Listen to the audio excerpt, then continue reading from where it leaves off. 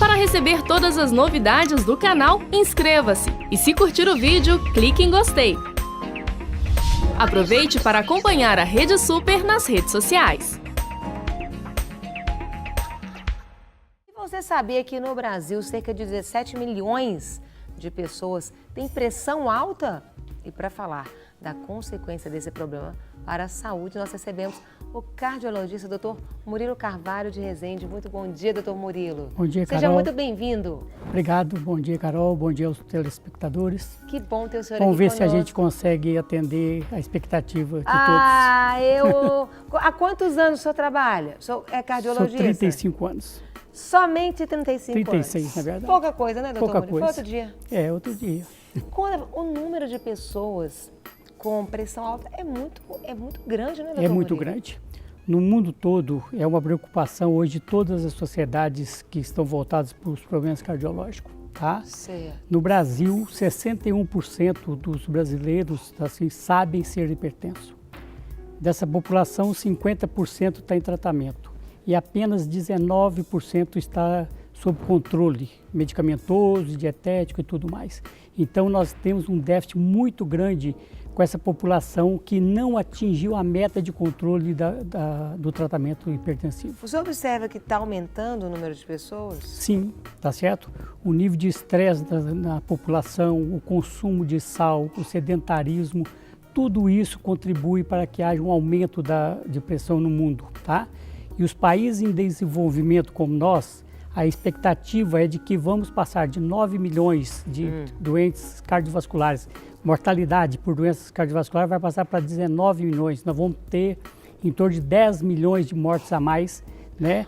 Por grupo de pacientes não tratados ou maltratados. E a pressão alta pode vir, ela pode ser genético também, doutor Murilo? Sim.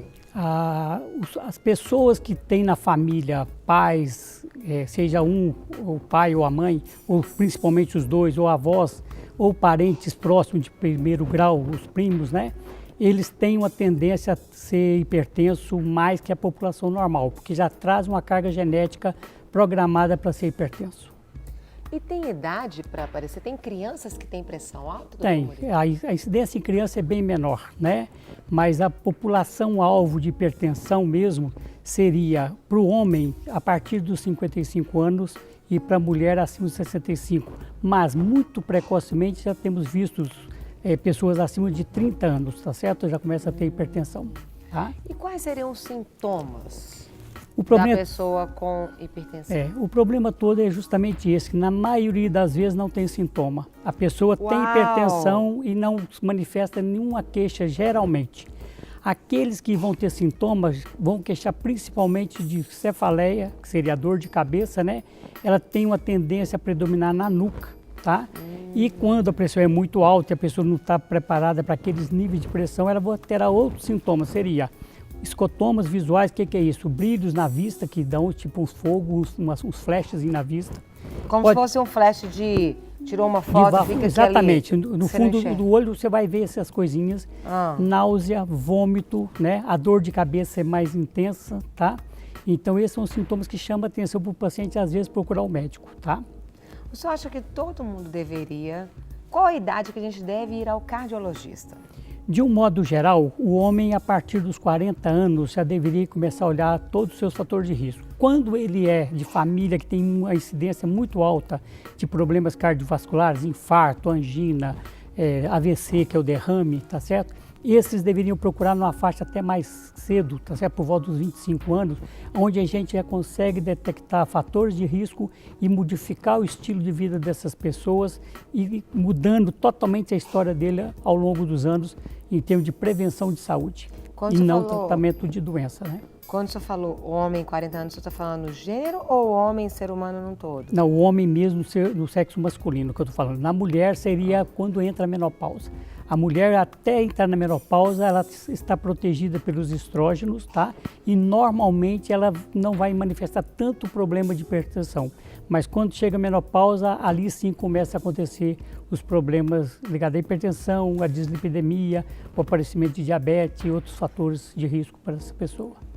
Normalmente, as mulheres ou os homens sofrem mais com a pressão alta, doutor Murilo? Ainda os homens prevalecem em termos de... Sério? Então os homens têm mais pressão alta do que a mulher, numa estatística pequena, tá certo? Tem alguma justificativa? Assim, no Brasil, o DataSUS trouxe os dados para a gente mostrando que o homem em torno de 35%, a mulher em torno de 30%, a média brasileira de 32,5% de hipertensos, né? Talvez o homem ainda seja aquele que carrega mais estresse para o trabalho, para manter família, né? Enfrentar toda essa situação conjuntural que o Brasil vive hoje, né? O sistema de saúde nosso é muito ruim perante os outros países que nós comparamos para ver o que nós podemos buscar de melhor para os nossos filhos, né? Então, assim, talvez o homem ligado a essa parte toda, né? E a mulher porque ela está protegida pelo estrógeno até chegar na menopausa. Então, nesse período, enquanto o homem já começa a ficar hipertenso, a mulher vai demorar um pouco mais a entrar no grupo dos hipertensos. Mas as mulheres, de um modo geral, quando tendem a ter problemas cardiovasculares, nelas são mais graves e nelas matam mais do que nos homens, tá certo? E tem que ver que a mulher também aumentou muito o tabagismo, competição no mercado de trabalho e tudo mais, né? E nós temos umas artes, onde tem algumas explicações sobre essa questão da pressão alta. Vamos colocando e o doutor vai explicando para a gente, né, a respeito. O que seria, doutor? Então, esse aí seria o primeiro slide, né, que nós já comentamos sobre ele, que seria o conhecimento da hipertensão na ordem de 61%, né? Os que estão em tratamento na ordem de 52% e que estão controlados realmente 19%. Esse número de 19% ele está superestimado ao ver de várias componentes da Sociedade Brasileira de Cardiologia, né? Certo. Provavelmente nós estamos com um nível de controle muito, um pouco abaixo desses números, né? O Nordeste, a tendência está sendo de aumentar a hipertensão. Na região Sudeste e Sul, o controle da pressão já é melhor. Certo. E pressão alta tem cura, doutor? Cura não, tem controle, tá? Tem cura sim, desculpa. Quando a pessoa tem uma causa removível, tipo um tumor de adrenal, né? Que é da suprarrenal, um problema renal tratável, né? Você trata e cura aquele problema, então essas pessoas vão ter a pressão curada. Mas a maioria, tá certo, vão ser hipertensos, que vai depender de tomar o remédio o resto da vida. E mais do que isso, mudar o seu estilo de vida e muita coisa que está errada para poder atingir objetivos e viver com qualidade de vida ao longo dos anos. A gente tem um próximo slide também para o senhor explicar para a gente. Isso aí é o seguinte, a hipertensão ela é um fator deletério para o aparelho cardiovascular e para o cérebro, né? Certo. Pode passar o próximo slide que eu vou já complementar com o que vem, tá? Próximo slide. As doenças cardiovasculares, pode voltar nesse mesmo, desculpe, então, porque não entrou o que seria a sequência, mas eu falo. O anterior. Pode voltar no anterior. Pode voltar no anterior. Então, nesse ponto, as doenças cardiovasculares, principalmente as doenças de coronária, a hipertensão está presente em 60%, tá? E quando você vai pensar nos derrames, os AVCs que nós falamos, né, o derrame cerebral, ela está presente em 80%. Então, a pressão é um marcador de complicações dessas doenças muito grande, 60% nas doenças coronarianas e 80% nos acidentes vasculares cerebrais. E como que faria para baixar, diminuir a pressão alta, aquela que não tem sintoma? Pois é. Então nós temos hoje classificações da pressão, onde a pressão ótima seria 12/8, tá? Uma pressão normal de 13,5 por 8,5 ou menos do que isso. De 13,5 até 13,9 na máxima, 8,5 até 8,9 na mínima, nós consideramos uma pressão normal alta e essa pressão já implica num cuidado maior com esses pacientes, porque eles já vão entrar nos estágios de hipertensão, que seria estágio 1, estágio 2 ou estágio 3, tá? O estágio 1 seria aquela pressão que vai de 140 a 159 na máxima, 90 a 99 na mínima. O estágio 2 vai de 150 a 179 na máxima e de 10 a 10,9 na mínima. E o estágio 3, qualquer paciente que tiver pressão igual ou acima de 180 na máxima, igual ou acima de 110. E o tratamento para qualquer nível, tá certo? Ele pode começar, lógico, na pressão que é normal alta ou no hipertenso estágio 1, eu posso conversar com esse paciente, mudar o estilo de vida dele, entrar com programas dietéticos para ele bem elaborado. Se ele é obeso, ele vai perder peso. Se ele fuma, ele tem que parar de fumar. Se ele não caminha, tem que caminhar. Então, quando você faz todo uma mudança no estilo de vida, mesmo. tá certo? A mudança de estilo de vida entra em 44% de benefício para o paciente. Metade do tratamento é feito com mudança de estilo de vida, o indivíduo não vai gastar nada com remédio, né? Então, se você fizer tudo isso, você traz o paciente para o nível de tratamento e nós temos que preocupar com o tratamento, trazer para a meta que você busca em controle da pressão. Não simplesmente abaixar a pressão para um nível que ainda não é a meta. Então, em cardiologia, nós temos números que nos orienta para poder chegar nessa meta e aí sim, se eu estou tratando de você, você vai ter benefício no momento que eu faço toda a mudança no seu estilo de vida e acrescento medicamento. Os medicamentos começam a ser acrescentados geralmente, ainda no estágio 1, se tiver fatores de risco, né, lesão de órgão-alvo, que seria lesão na retina, no coração, no cérebro, no rim. Quando tem qualquer detecção de problemas nesse nível, nós já iniciamos tratamento medicamentoso mais a mudança de estilo de vida. Se o indivíduo já é estágio 2 ou 3, eu já entro com medicamento, também a mudança dos estilos de vida e tudo mais. A gente tem mais slides do senhor para o senhor explicar para a gente, pode colocar? Esse é um slide importante, já que está em voga, né, o consumo de sal, tá? Eu sei que a nossa convidada nutricionista vai falar também sobre dieta e ela deve reforçar isso também. Com certeza. Mas o dado importante é o seguinte, aquele vidrinho de sal tombado, é o que nós falamos para todo paciente. O sal deve sair da mesa, ele não deve estar presente com o saleiro na mesa para ser colocado nas saladas ou em qualquer coisa a mais, tá certo? Nós devemos evitar os alimentos que vêm com um teor de sal muito grande, principalmente da indústria, né? Para conservar o alimento eles vão ter que usar o sal. E para contrabalançar o efeito do sódio que está no sal, os vegetais, os legumes e as frutas principalmente, tá? As frutas carrega para dentro do nosso corpo uma quantidade de potássio que, quando está acima de 4, esse nível de potássio, principalmente acima de 4,5, há um equilíbrio muito grande no controle da pressão pelo fator potássio, tá? Então, enquanto a gente preocupa muito com sal, nós temos que preocupar também com a ingesta de frutas. Tem mais algum outro slide para explicar? Bom, acho que não tem não. Sim. Doutor, eu queria saber, no caso de a pessoa, ela está acometida da pressão dela aumentar, o que fazer em caso de emergência?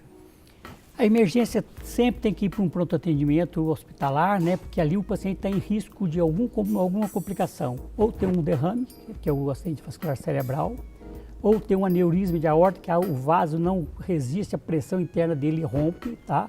E o aneurisma de aorta é uma situação grave, tá? Cirúrgica na maioria das vezes, né? E, aliás, sempre, tá? E também nas doenças coronárias. Então, o indivíduo que está com a pressão muito alta, você tem que levar para uma urgência e medicá-lo, tá? E eu queria saber também, no caso das mulheres grávidas, a pressão alta para as grávidas, como você trabalhar, a pessoa, ela pode engravidar aquela que tem pressão alta ou aquela fator da pré-eclâmpsia? Explica um pouquinho pra gente. A pessoa que já é hipertensa, está em tratamento, ela deve manter o tratamento. Logicamente, alguns medicamentos que a gente usa para a população geral não vai ser permitido usar na grávida. Por exemplo, o inibidor de ECA, tá? Que é uma coisa que nós usamos demais no tratamento. Então, nós vamos dar preferência para o controle da pressão antes dela engravidar, mas já sabendo que quer engravidar, para alguns medicamentos que podem ser usados no decorrer da gravidez, tá certo? E se ela está com a pressão bem controlada, tudo sob controle, você libera ela para engravidar e acompanha essa gravidez. E aí vai ter que ter um acompanhamento cardiológico e obstétrico, tá? Porque a mulher vai ter que ter uma série de critérios para não ganhar peso demais, tá certo? Não reter líquido demais. Então, tudo isso é acompanhado durante a gravidez para não chegar no final da gravidez com a pré-eclâmpsia ou eclâmpsia, que são situações extremamente graves que levam mãe e concepto ao risco de morte. Eu queria perguntar para o senhor, o que não é permitido? É proibido, seja no hábito, no dia a dia, aquela pessoa que tem pressão alta, tem algumas atividades, por exemplo, que ela não deve fazer, que é perigoso porque acelera ou o sistema vascular dela, ou não é bacana? Tá. Eu acho que todo mundo deveria se conhecer a partir da informação do médico, né? O Canadá hoje tem um dos melhores programas de controle de hipertensão do mundo, tá?